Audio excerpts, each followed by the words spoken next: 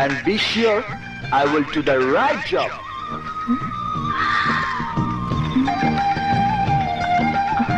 নীলাকে তোমার কেমন লাগলো বলো তো?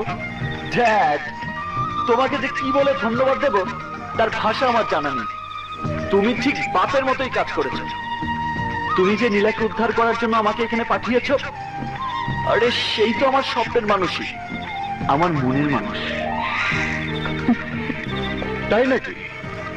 তাহলে তো উল্টো আমাকে তোমার পুরস্কার দিতে হবে।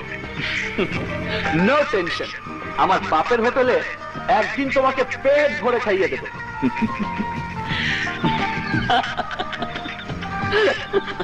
ও হ্যাঁ, নীলাকে তোর পছন্দের কথা বলেছিস?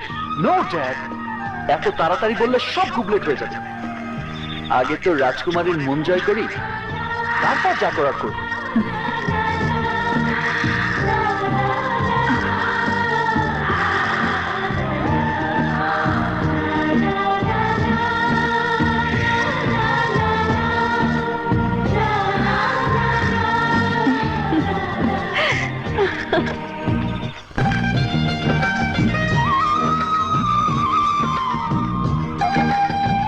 নীলাকে আমার ভীষণ পছন্দ হয়েছে।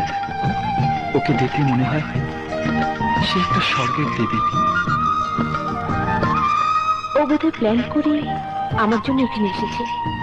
তা না হলো বাবাকে কেন বললো নীলাকে আমার ভীষণ পছন্দ হয়েছে। কিন্তু কি সে যেই হোক, ওকে প্রথম দেখার পর থেকে আমার ভালো লেগেছে। আমি তো এই কথা ওকে বলার চেষ্টা করেও বলতে পারিনি, কিন্তু সে তো আমাকে বলতে পারতো।